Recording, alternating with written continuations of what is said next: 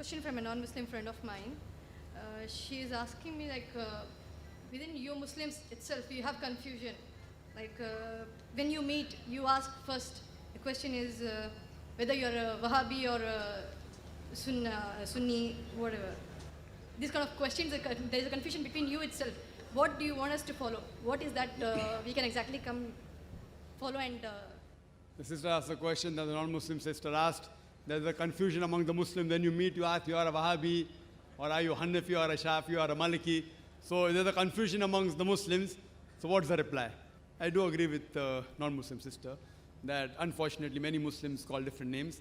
But when I tell the Hindus to go back to the Vedas, I tell the Muslims to go back to the Quran.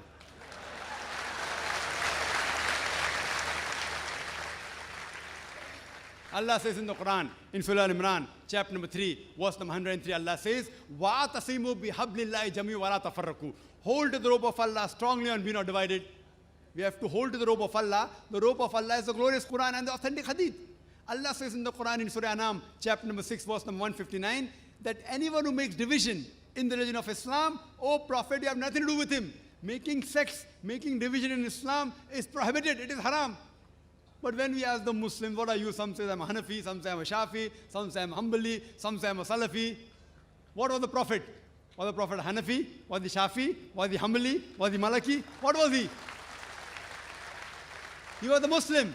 Allah says in the Quran, in Surah Al-Imran, chapter number 3, verse number 52, Isa alayhi salam, Jesus Christ, peace be upon him, he was a Muslim. Allah says in the Quran, in Surah Al-Imran, chapter 3, verse 67, that Abraham, peace be upon him, he was a Muslim. Allah says in the Quran, in Surah Fussilat, chapter number 41, verse number 33, وَمَنْ أَحْسَنُ قَالًا مِمَّنْ دَعَا إِلَى اللَّهِ وَعَمِلَ صَالِحًا قَالَ إِنَّنِي مِنَ الْمُسْلِمِينَ. Who is better in speech than one who invites to the way of thy Lord, works righteousness, and says that I'm a Muslim? Our beloved Prophet Muhammad sallallahu alaihi wasallam was a Muslim.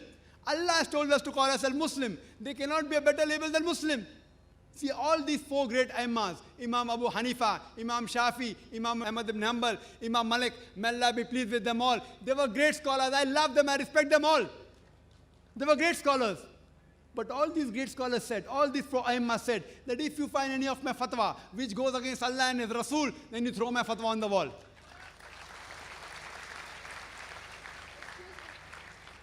So here if you analyze that all these imams that came, they came not to make a new sect, they came for the people to go back to the original scripture, the Quran, the Sahih Hadith.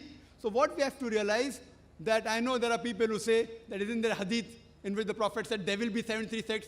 It's Hadith of Tirmidhi, it's a Sahih Hadith, Hadith number 171. The Prophet said there will be 73 sects. Prophet didn't say you should make.